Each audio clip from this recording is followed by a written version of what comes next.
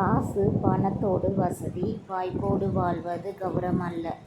எந்த சூழ்நிலையிலும் தன்மானத்தை இழக்காமல், நம்பியவர்கள் ஏமாற்றாமல், எந்த தவறும் செய்யாமல், யார் முன்னும் தலை குனிந்து நிற்காமல், நெஞ்சை நிமிர்த்தி நேர்மையோடு வாழ்வதுதான் கௌரவம்.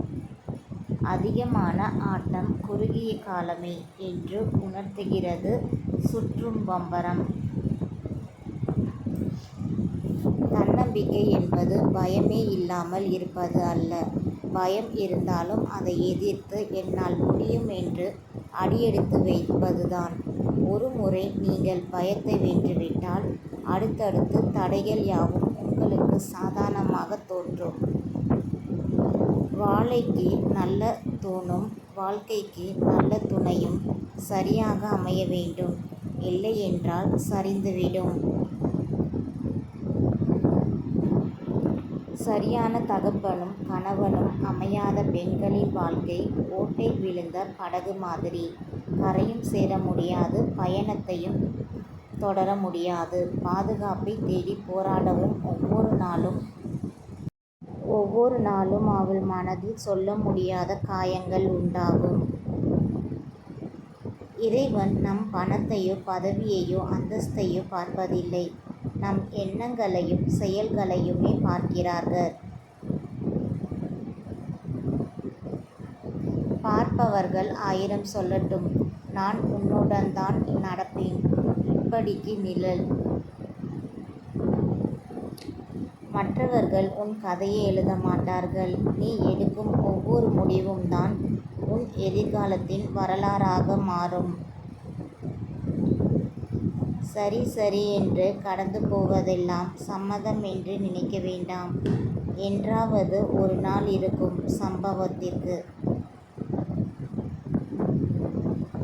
வாய்ப்புகள் இல்லை என்று பலர் சொல்கிறார்கள். உண்மையில் பயன்படுத்தாத வாய்ப்புகள் தான் அதிகம் இருக்கிறது.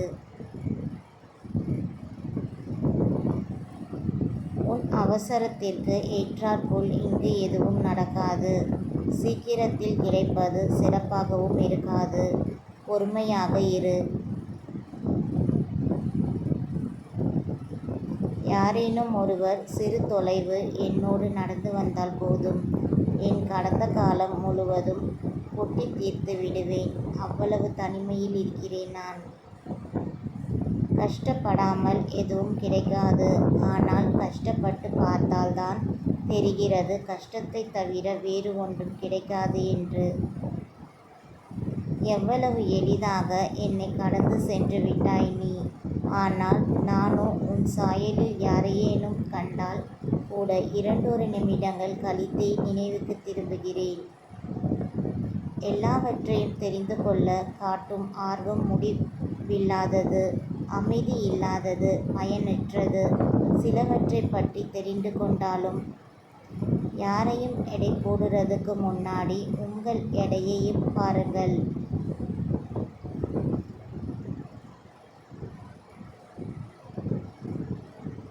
ஒரு துன்பத்திலிருந்து நாம் கற்றுக்கொள்ளும் பாடம் அந்த துன்பத்தினை வேறு யாருக்கும் கொடுக்காமல் இருப்பதற்கே.